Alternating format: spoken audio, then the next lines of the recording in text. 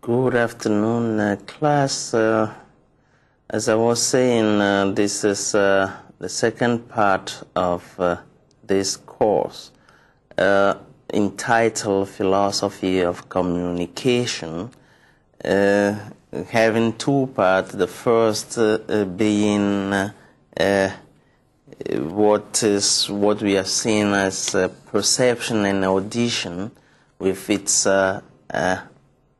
specific problem. The second part now will be dealing with the critical, what is called critical or analytic perception. What is critical or analytic perception? We have seen perception and audition should be, as though complex, should be reduced to its basic element. We should endeavor to approach other people in our communication process as free, mentally not overwhelmed, mentally pure, unstained, and defiled as possible. We should approach other people with full of, I would say, moral and objective mind,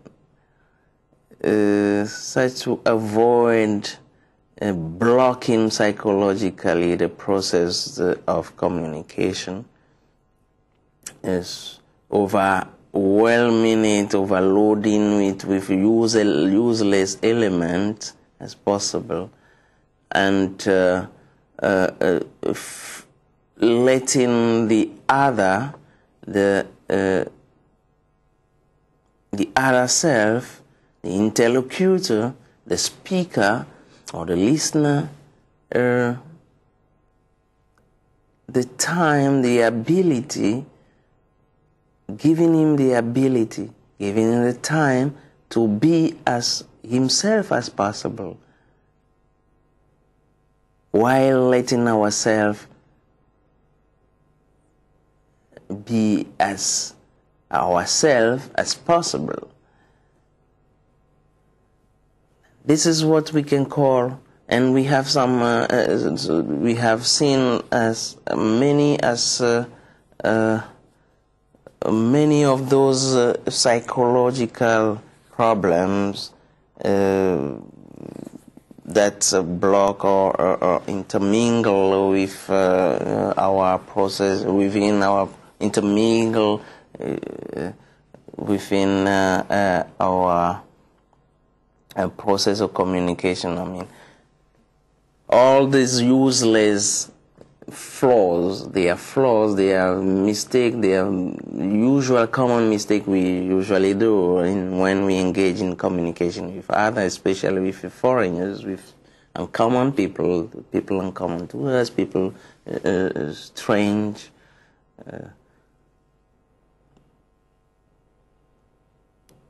Problem of perception, problem of audition. How audition is our way or culture and our attitude, mental attitude, influence our perception and influence what we want to hear from other people, what the other people are telling us. Now, what is then critical? Critical or analytical, as opposed to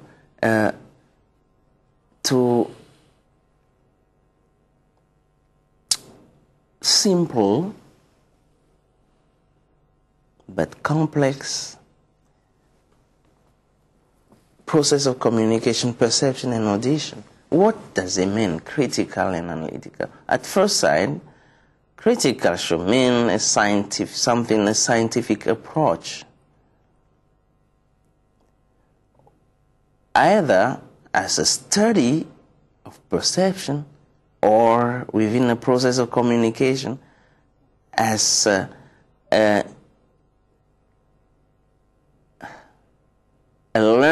sound mind, I will say, as a cautious mind, as a mind which wants to be as objective as possible. That means a mind that reflects ceaselessly on what is getting from the outer world or within process of communication. Well, this is a simpler way to define what is critical or analytical perception. There are some prescription, recommendation, and strategies in ethics of communication which enable the efficiency in communication. These principles and recommendations help the process of perception be critical. And the notion of critical perception. The role of critical perception is to ensure the exactness of perception. Since perception in process involves some other difficulties apart from those already studied in the first part of the course, I remind that the course is entitled Philosophy of Communication, or as you want, Theory of Communication, and they fit the syllabus version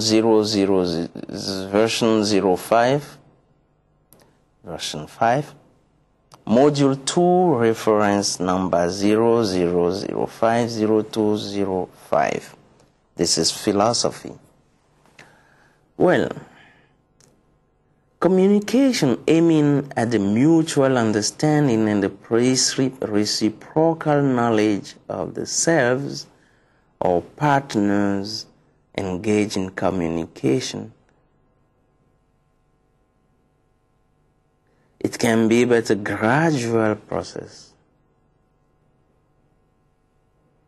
leading the progressive reduction, elimination of obstacle therein. These strategies are 3 in number. We call it, the first is the passive strategies. The second are active strategies. And the third are interactive strategies. What does it mean? All these numbers. We will read, a book to indicate is Berger, Charles Berger and A. Braddock, B-R-A-D-A-C, James J. Point. And it's entitled Language and Social Knowledge. Language and Social Knowledge, Uncertainty in Interpersonal Relations, published in London, Edward Arnold in 1982. In what consists this strategy?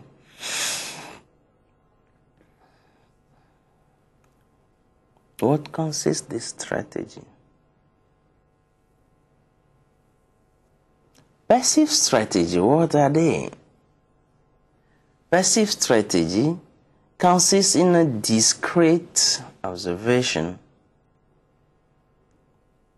You observe the person as you don't observe him, wherein the partner in communication is perceived without knowing. We perceive, we study, we observe discreetly, the other person discreetly, in a hidden way, not heathenish way, but in a hidden way. That is without he or her knowing it. We are the only one knowing that we are studying the person when we are communicating with him. And the best occasion to discreetly perceive the partner is when he or she is busy seriously doing something else. while engaging in communication. Active strategies. In what consists active strategies? Active strategies consist in questioning the partner's surroundings, inquiring on his or her personality. Questions appropriate for this purpose are: how is he or how is she? That person. Does he or she have a profession? Or what is he or what her profession?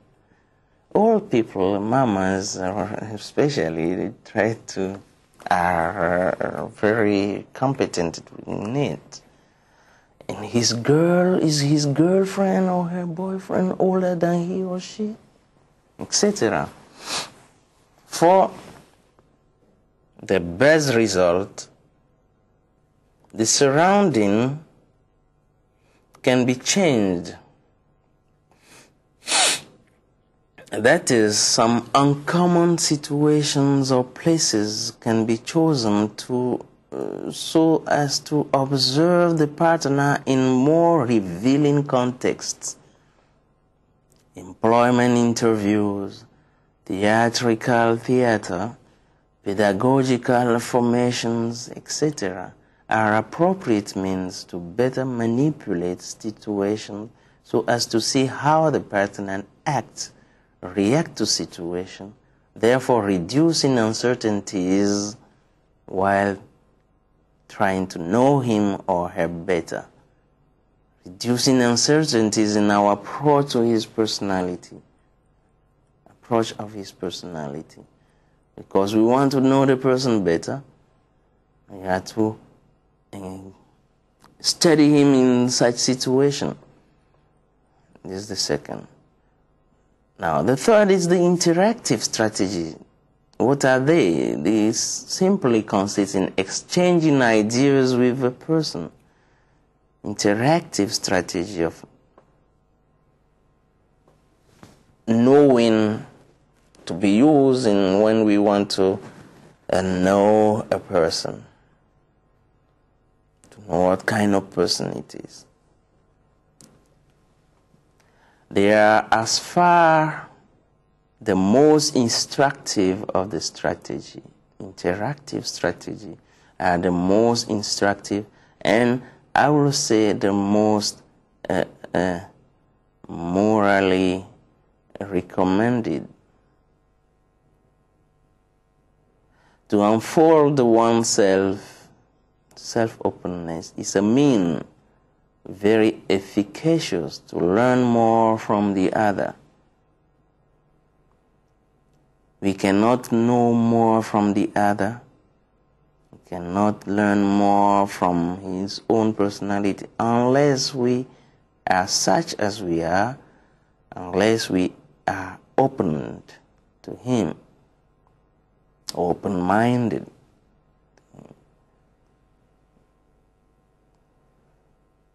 Let our mind be as like a blank sheet of paper, as I'm used to saying. The result of this self-openness is a tensionless atmosphere, an atmosphere of calm, of trust, a better dyadic communication. The communication involving two persons, where the interlocutor ends up unfolding himself too. Well, in French you say, let the person be at ease, mets-la à l'aise.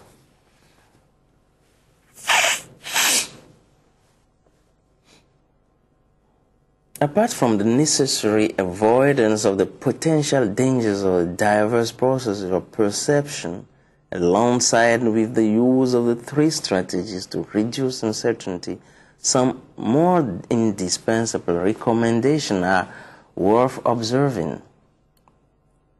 in order to increase the exactness of our interpersonal perception. What are these recommendations? First is the search for diverse concordant information.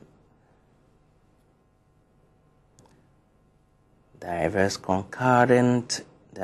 information should concord, should be harmonious, should not contradict themselves, each other.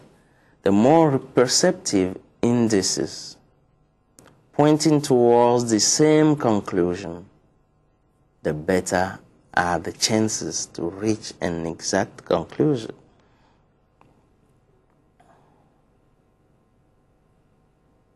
The more perceptive indices there are pointing toward the same conclusion, the better are the chances, are to reach an exact conclusion. The formulation of hypothesis or ideas. Formulation of hypothesis or ideas.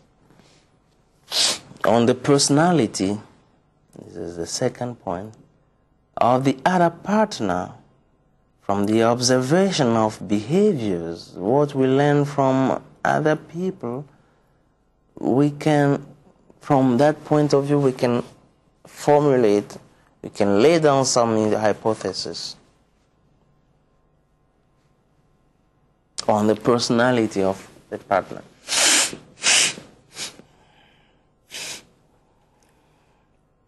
They are then to be testified and evaluated on the basis of other information or proofs.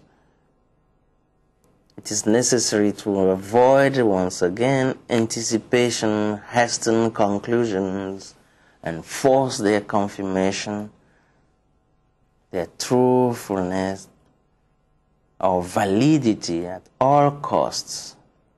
We cannot force the data, the raw data, to be seized, grasped, to know. Attention is to be paid, third point, to contradictory indices.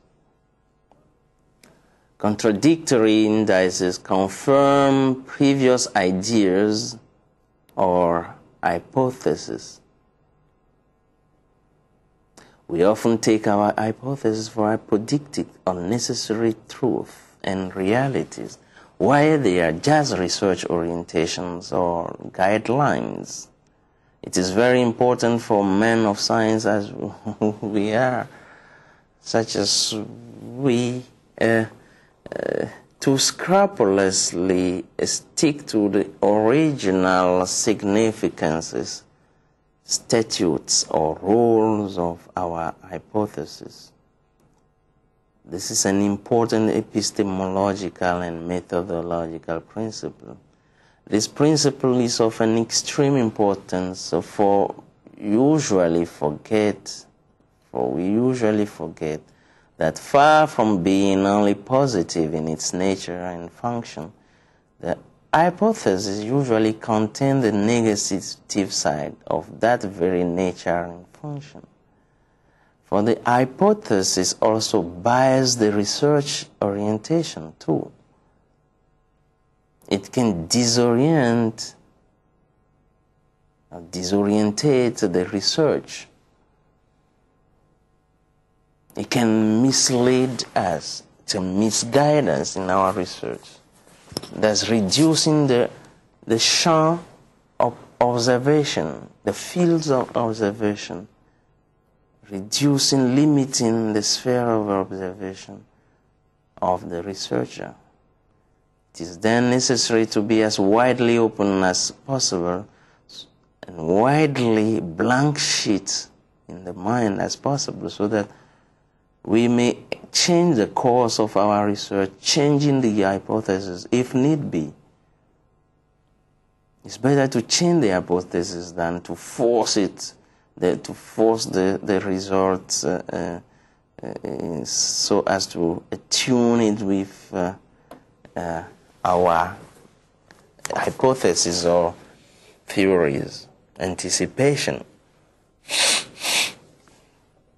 This is a principle of intellectual probity or honesty. Hence, these are a principle of intellectual cautiousness, the gathering of the maximum of information before drawing any conclusion. Now, let's come to auditing. Critical and analytical perception. Hypotheses are laid down. Now we are in the field. We have to testify our art, to test our art of auditing, of perceiving. An efficacious art of listening or auditing requires time and energy. It is then far from being a simple process. The process of auditing,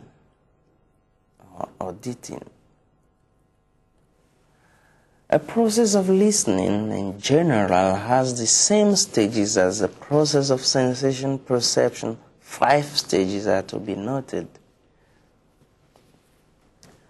First of all,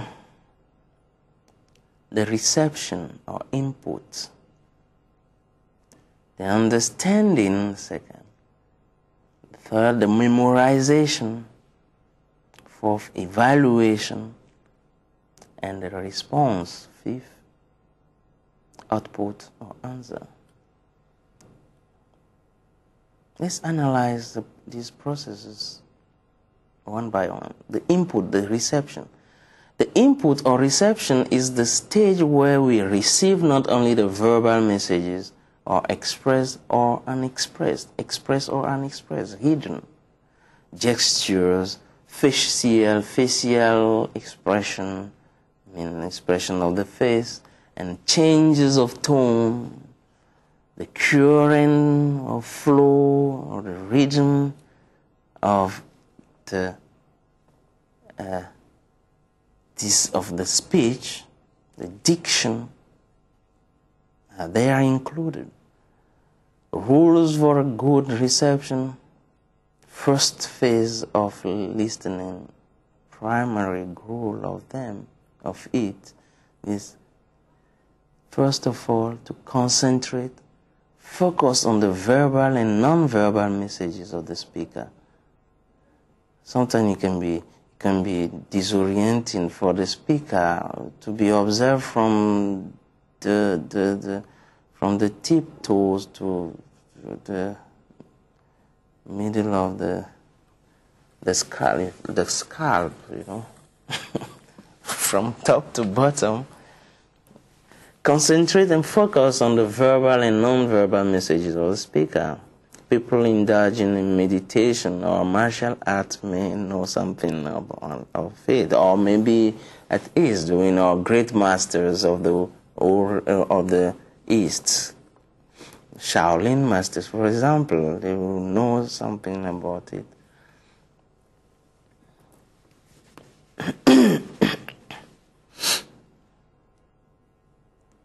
So we should concentrate the focus on the verbal and non-verbal message of the speaker, on the spoken and the unspoken, said and is not said. Second, we should avoid being distracted by the surrounding. Well, if you are focused, that means we are not distracted by the surrounding, or by, the girlfriend we have to meet after, or,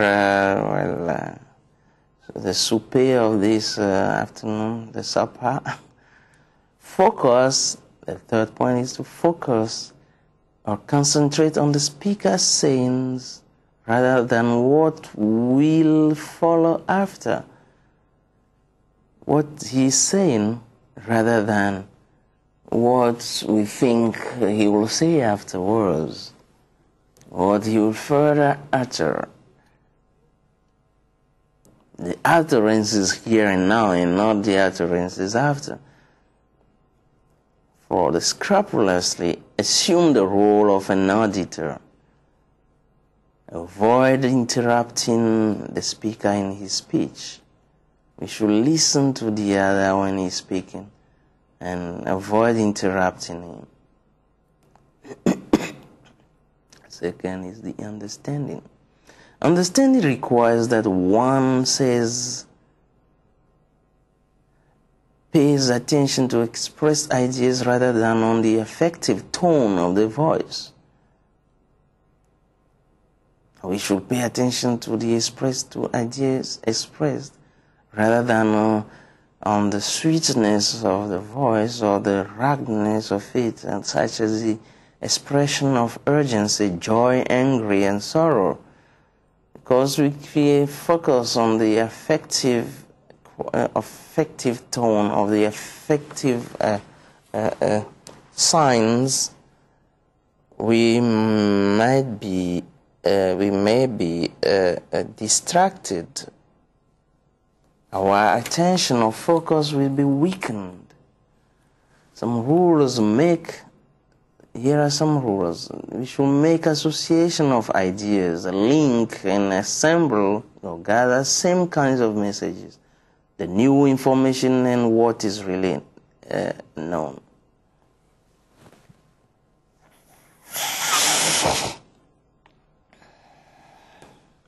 B, the second rule for the understanding. Consider the message. We should consider the messages of the speaker from his own point of view, what he says. Avoid judging or evaluating the messages before a prior understanding of what the speaker says or want to say. C, the third point, if necessary, we should ask questions for a better understanding. If need be, ask for more details or exemplification. And the fourth, we should reformulate, paraphrase, for example, the speaker's ideas, the memorization. The third, contrary to what De Vito says, what we usually and easily remember can be, first, what has been said, and second, what we believe has been said, what we remember from what has been said, what we think that the speaker said, but he actually didn't say it, and not only what really has been said. There are two things. What we can remember is what the person has really said, and second, what we want a person to say, but he didn't say, but we keep it in our mind. That means also what we believe he has said, but actually he didn't say. Memory, contrary to what De Vito says, is either reproductive or reconstructive, according to our most privileged sense of favored understanding. Our most privileged meaning we get of what has been said, our favored understanding of what has been said. There are some rules here too. First of all, we should identify the principal ideas and their corollary. Identify the principal. What is the principal idea? What is the main idea in what he's saying? And we should discard them separate them from the secondary ideas. Second, we should sum up the message in the easiest form, in its easiest form. We should reduce the length of the message, just focus on the essential. Well, what we think is essential but can be also misleading. But we should sum up the message in its easiest form to facilitate its understanding. without omitting important details or conditions. We should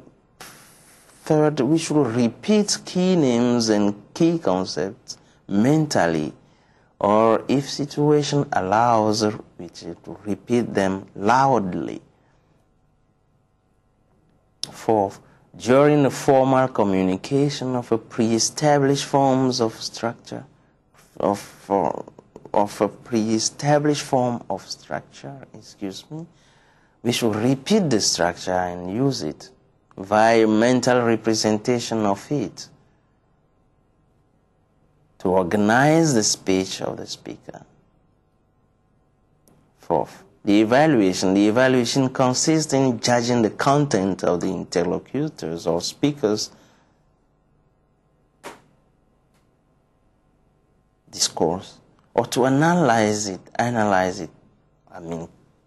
approach it critically. We should evaluate his judgment, judging the content of the speaker's saying. Here are some rules too. The first is to resist any evaluation so long as a perfect understanding of the interlocutor's point of view is lacking. But how can we know that we really seize, we really grasp understand what the interlocutor or the speaker said? How can we know that? This is a question. Second, you should suppose that the interlocutor is of goodwill.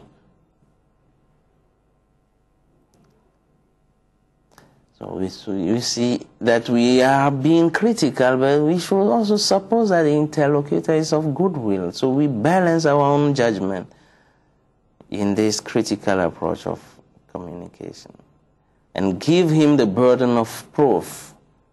Well, this is too heavy, too strong here. The burden of proof is not what is to be said here, but what the French people, what is said in French, le bénéfice du doute.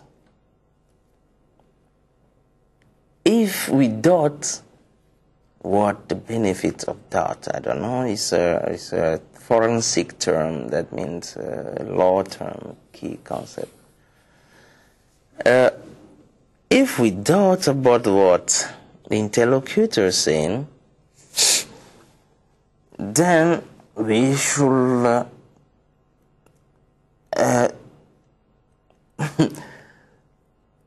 just abandon our own position after reflecting, after we finish thinking about our own doubts. We know we should consider that what he says is true until we have a proof of the contrary. We should ask him to give clarification on litigious points. We should suppose that he is of goodwill and give him the burden of proof, asking him to give clarification on points that sound to us unclear. Says distinguish between facts and deduction, between opinions and personal interpretation of the interlocutor, between fact and deduction, what we think, what we infer from what he's saying. We should distinguish between them. And four, we should determine the position of partiality.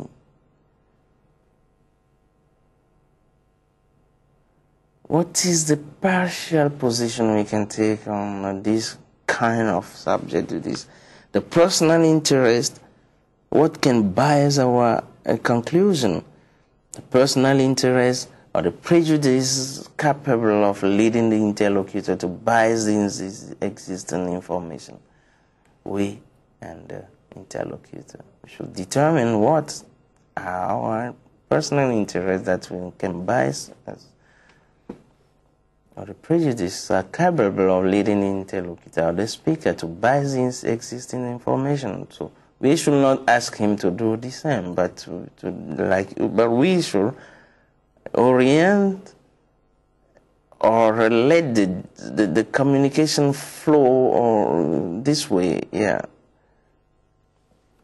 So fifth, The answer output the response. There are two levels to consider to rightly answer a question. Answer to be given during the interlocutor's speech and answer to be given after the interlocutor's speech.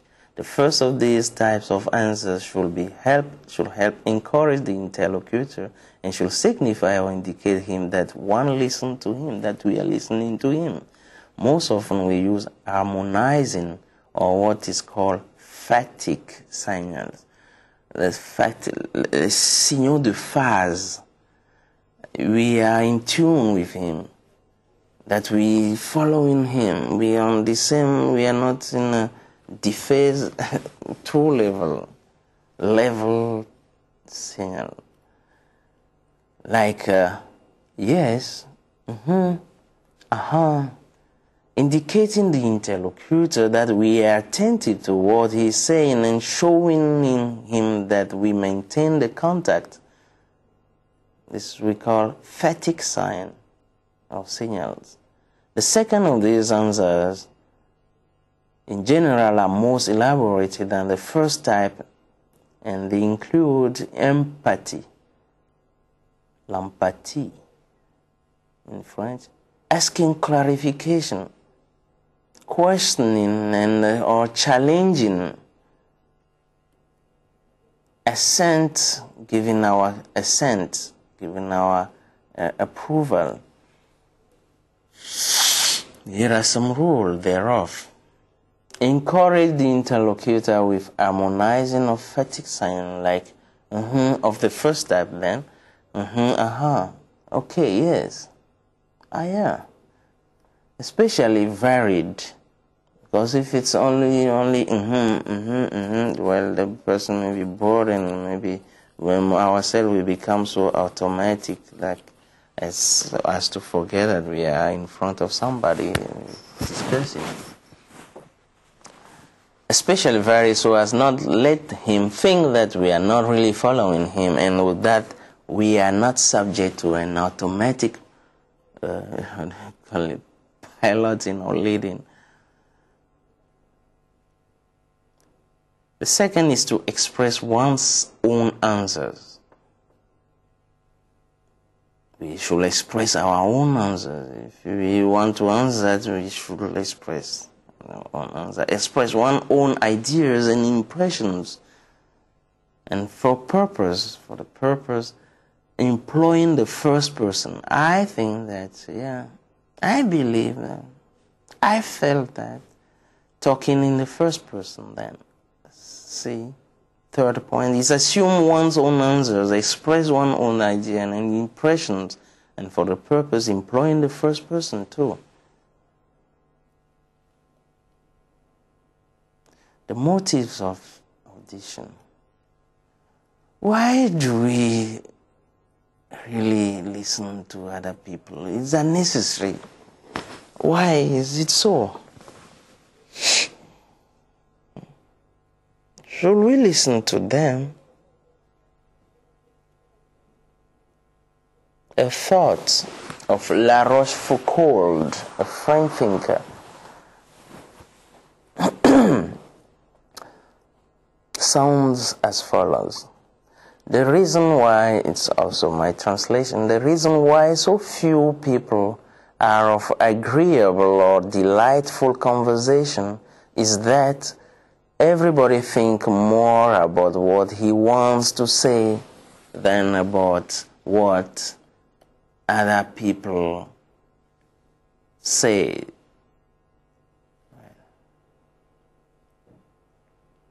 Why do we listen to other people?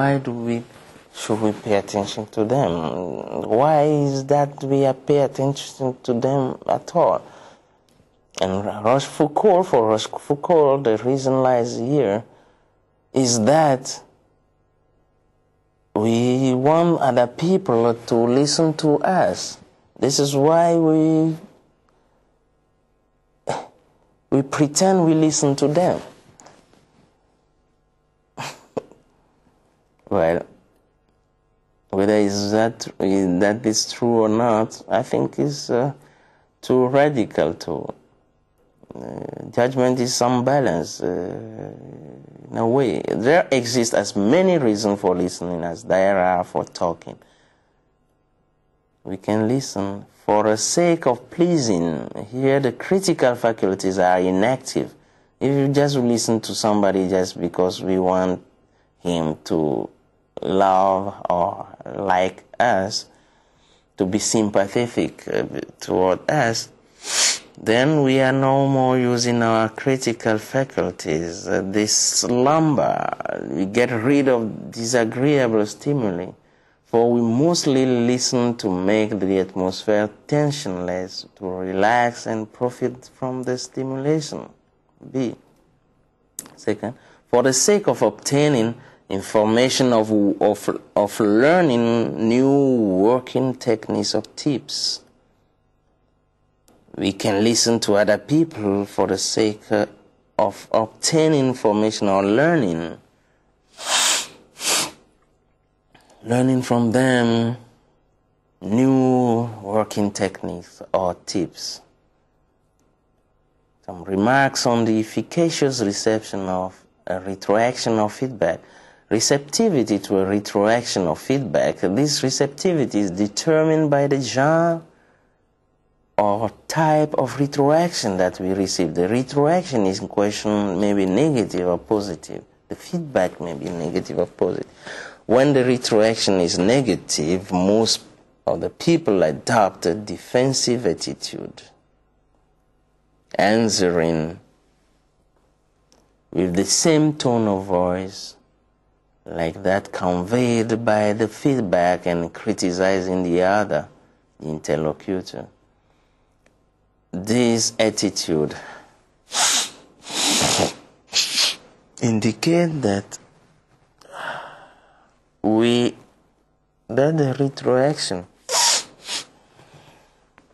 the retroaction should cease.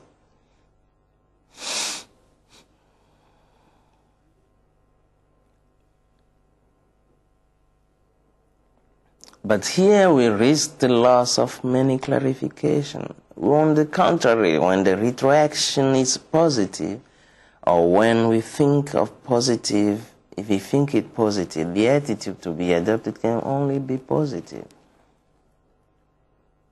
We are accustomed to getting only positive retroaction, which is nevertheless good. And we have the tendency to a psychological block.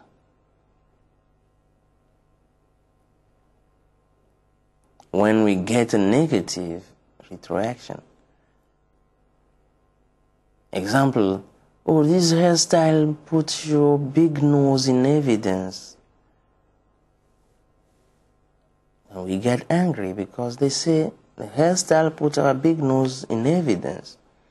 But not all negative retroactions are worthless. Hence, it is necessary to listen to retroactions with an attitude that shows an openness of mind, to rather attentively evaluate what is said, to accept what seems reasonable, and to reject what seems unreasonable. Only after we have but we should take our decision.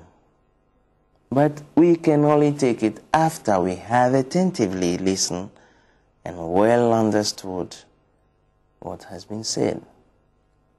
The preparation of the field or exploration is the second point. To explore the field, it is important to send information or preparatory messages. What in technical terms is called verbal and non-verbal meta-messages. These meta-messages hint at the content of the message to come or at its form. Meta-messages.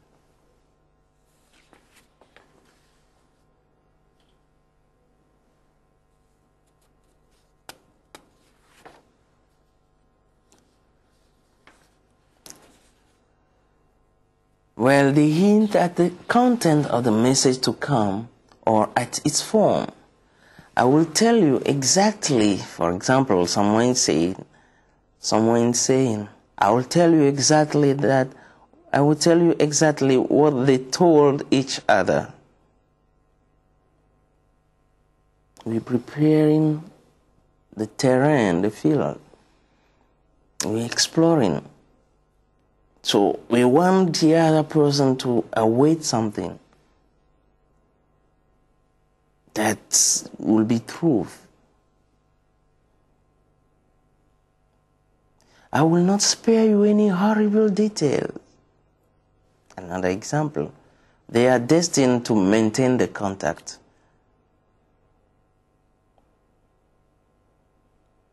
So the person is waiting for great expectations or deceitful. The meta-messages have four major functions. They open the channels of communication, the phatic or the sympathetic communication. The communion. As a prototype of the phatic communion, or the harmonious communication. The opening of the channels of communication has to do with the observance of an ensemble of information concerning the normal rules establishing and accepted of the interaction. The normal rules, normal established and accepted rule of the interaction. These messages indicate that we are ready for the communication. They have some specific characteristic. Meta-messages, they are indispensable for the launching of the initiation of the interaction, mostly with foreigners. The famous entry or initiation of this kind of interaction, do you have a fire? For example, for smokers, just to engage in communication with somebody, a nice partner, for example. Do we have a fire? Someone we want to make acquaintance with.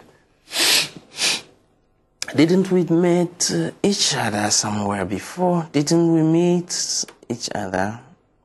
Didn't we meet before somewhere? Didn't we see each other before somewhere? In the absence of such meta-message or meta-message, we had the impression that something is going wrong. The atmosphere is heavy.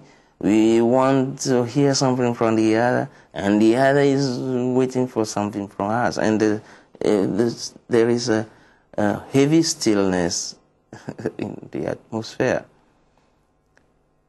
Meta-messages of the kind we're talking about are indispensable, also indispensable for the creation of the contact between members of a small communication group. They are indispensable also for the creation of the contact between an orator and his auditorium, a speaker and his audience, in public discourse. Well, example, I'm very happy to speak to you today. I'm very happy that we are we'll be discussing on this and that point. Oh, I'm very happy to see you, classroom. In the absence of such a role of phatic communication, phatic communication, the interlocutor will give the impression of incompetence incompetence in communication. What else? They present future messages or introduce them, meta-messages. Preparatory or introductive messages mostly introduce to other messages according to préparation du terrain. Prepare, explore the field. Meta-messages.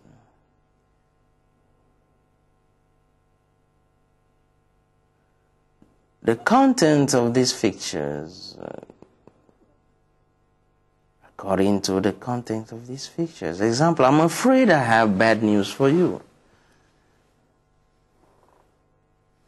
This is the content of the news, of the message.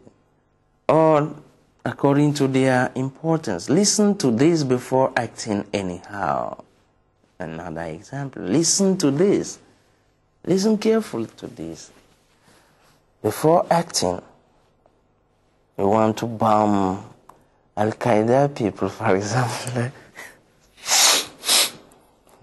So long as we're dealing in politics. Make sure you want to find Saddam Hussein. What is it called? Well, Al-Qaeda chef, I've forgotten his name. You want to go and bomb him, make sure he's there before you start bombing the place. Okay. Maybe this is not a good example, but listen to this before acting anyhow. The third example, according to their form or style. I'll tell you what she has said word by word. I'll tell you what he has said word by word. According to their positive or negative quality, you should not like that, but this is what I've heard. You shouldn't like it, but this is what I heard.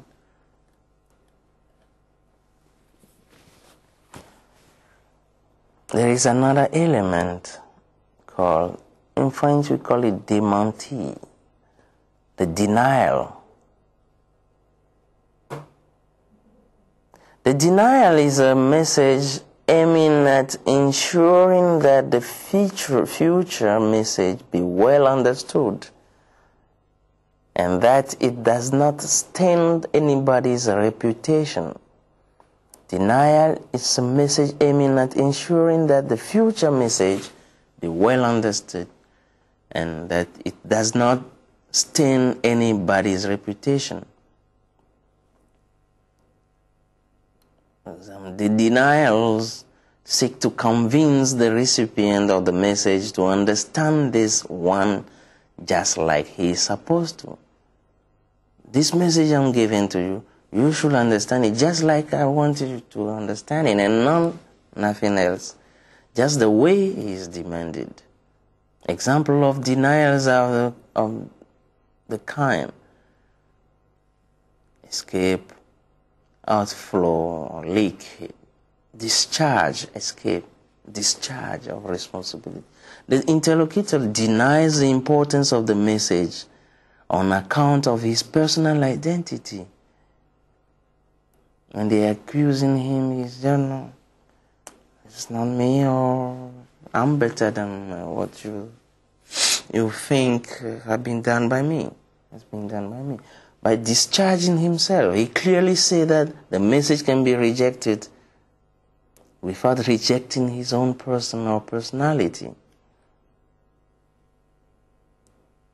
He tries or endeavors to escape a criticism in advance. A criticism he really deserves, in fact, that one could legitimately launch against him. Of this kind, we had the example: I did not read the report in its entirety, in its wholeness. I didn't read it completely, but... Or, I'm not a physiologist, but this irregularity seem... Or, another example, I can mistake, I know, but... etc. Good references, denial of the sort of good references. The interlocutor knows that the message risks to be negatively perceived, but he will nevertheless say it. He tries to avoid all undesirable conclusion. The auditors, his listeners, can point at. To avoid all undesirable conclusion, the auditors can point at. He tries to prove some particular competencies. Example, don't go believe in that, etc. I'm not sexist, but, etc. I'm not homophobic at all. I'm not at all homophobic, but, well, or some of my best friends are, etc., etc. Well, another sort of denial. Mistake self-allowance.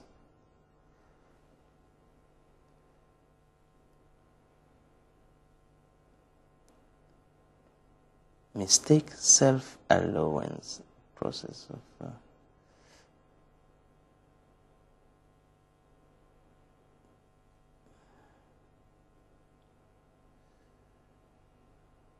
Example of denial are of the kind. Mistake self-allowance. Importance present. Well, let's come back to the example as I was. Where the person say, I'm not homophobic at all, but some of my best friends are, etc., etc. Self-authorization is one sort, another sort. Excuse me.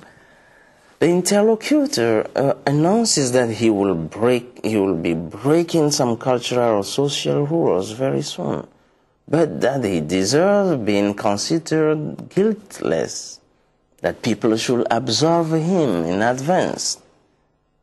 To launch an attack against terrorists is to change the course of things, the current of things, is to change a sort of a kind of habit that is politically observed on an international scale. You say, interlocutor, the speaker wants to break some rule, he will say it, but he will say also that he will also say people should absolve him. That means they can allow and they will find him guiltless. They should, in advance, he will say that. Example, I notice that this is not the moment to talking about money, but I cannot wait until tomorrow, for example. Or I know that you find this suggestion out of concern, but imagine that it fails. I didn't think about it, excuse me. I didn't think about it. What would have happened? The cognitive denial. The interlocutor seeks to reaffirm his intellectual faculties or powers in case there are doubts. There are doubts in the mind of his auditors. Example, you probably will find me crazy, but let me explain to you the logic of this affair. It's what I call cognitive denial. Denial of somebody who pretend knowing or who actually know. In fact, I know you believe me drunk, but I'm also sober and lucid than any of you here. This is what usually happens during the weekend. Well, another element of the message has the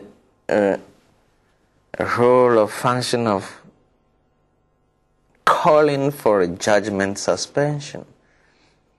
Here the speaker asks his listener not to judge before getting a complete report. Criminal well know about it. He will say, for example, do not hang up the phone on my nose before listening to my version of the facts. Or do not say anything so long as I do not explain to you what has happened. Or again, if you promise me not to laugh, I will tell you exactly what has happened at the first excursion. Yeah, alternate. strategies. Alternation. Alternance. Alternate. In French, permuter. In this type of meta-message, which is alternate, which is which is in which we permutate, we change the places of a message, we alternate message. A specific curious role is assigned to the recipient of the message, and it is asked of him to answer subsequently. This procedure or techniques is known by the term permutation, alternation, variation.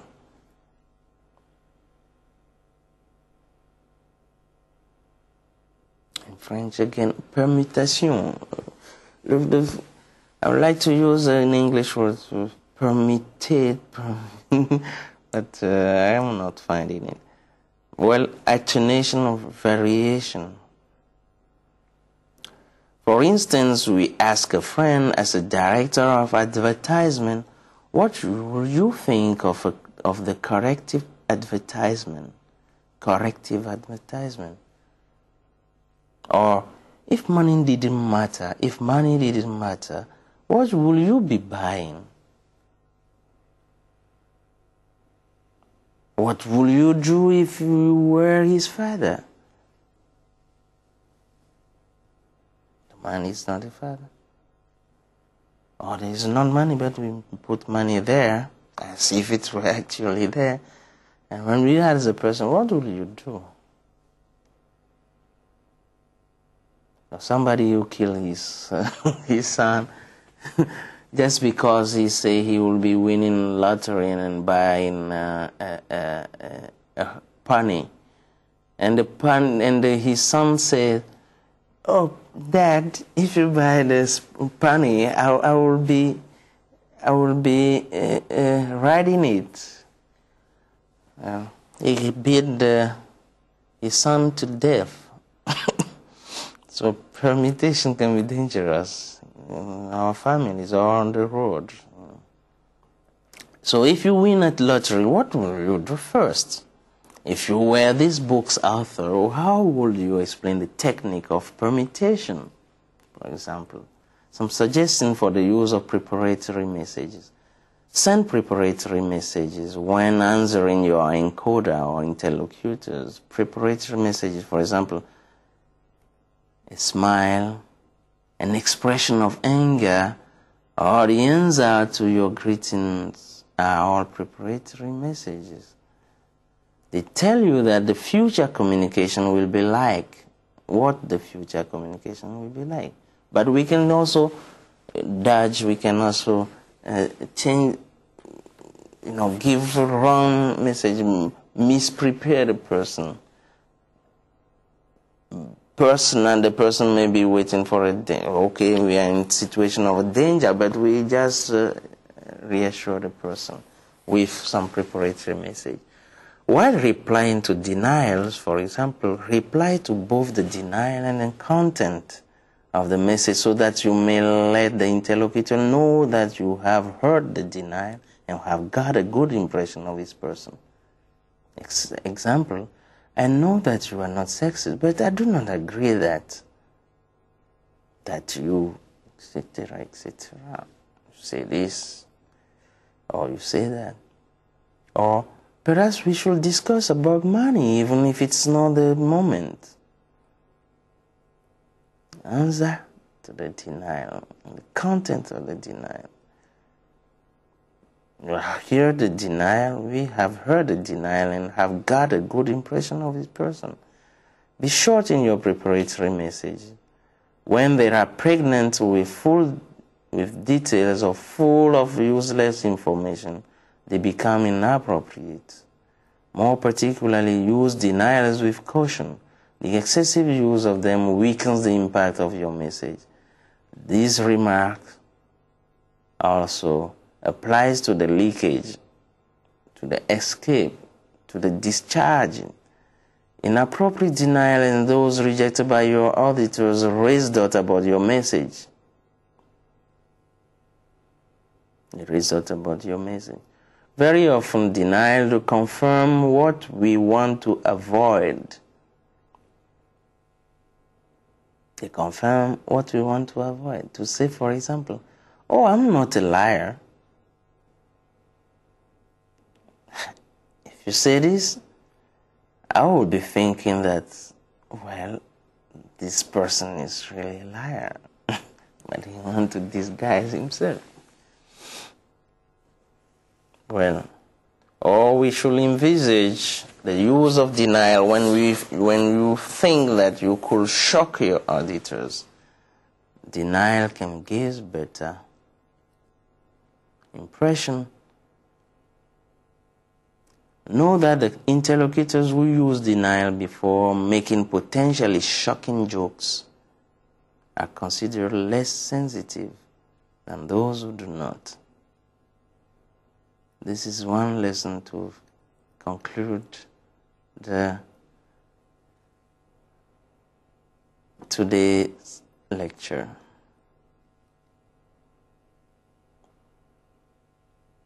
Which is, know that the denial, the interlocutor, the speaker who used denial before making potentially shocking jokes are considered less sensitive than those who do not.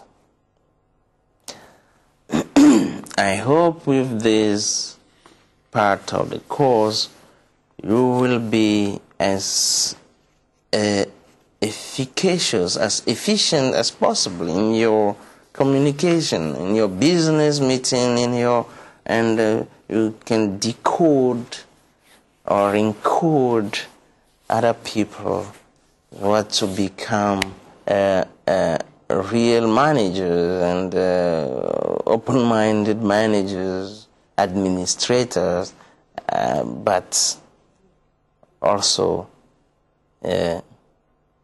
serious. That means with personality. Thank you very much for your attention.